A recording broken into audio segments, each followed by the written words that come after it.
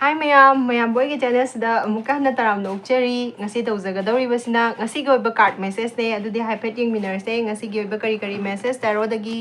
phangbage haibado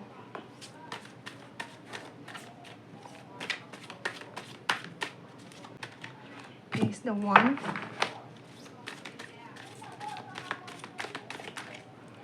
two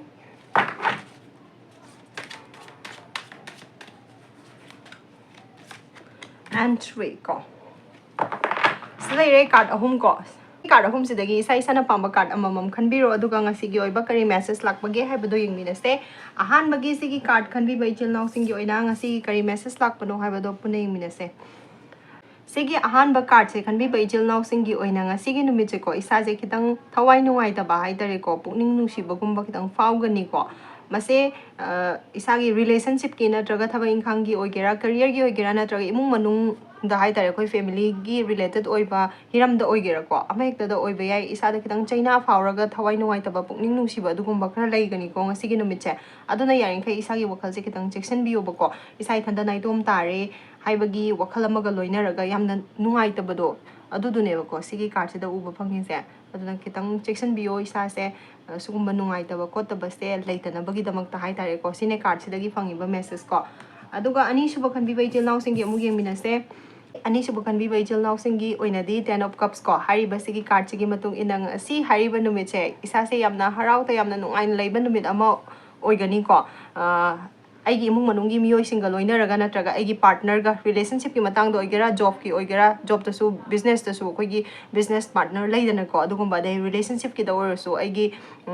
partner haitare siga adagi di family gi organa family members singa ko yamna harauna nungaina love ka se sharing tawraga ko yamna nungaina leigadaba adugumba makhalgi numit amakak oi yam tangdu leitana yamna harauta yamna leigadaba adugumba makhalgi numit amakak oigani na hairi ko si card sigi matungina sida sunatana aina kari gumba tawzaruba thabak ama yamna mapung fana fazana mai paklakpagi harauta yama phongdokpado adu su jinge ko sigi card sida ko yamna nungaina leibagi masakto neba ko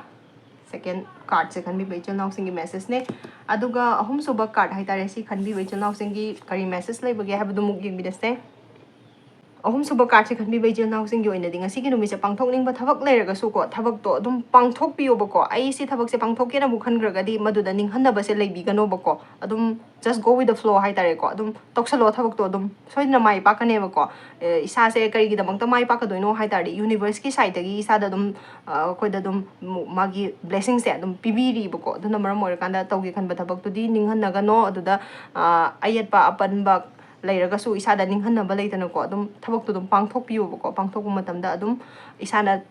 thamjariba thabak tu ko mari leinaba goal do adum achieve tawgane ba ko aduna thabak se adum phajana pangthok pa yagani aduga sida sunatana karigumba kharadi lakadaba haitare ko aingonda khudong jaba khara phanggadaba numit amadi oigadawri ba ko ngasi gi numit che any hiram amada hekta da ko adum khudong jaba ki tangdi laaba yabagi masam ko uba phange ba ko ngasi gi sigi card sigi matung ina sina ko card ahum suba card khan bi wei chil naw singi message ne sine ngasi gi card gi phangjaba ngasi gi numit chi gi oiba message thank you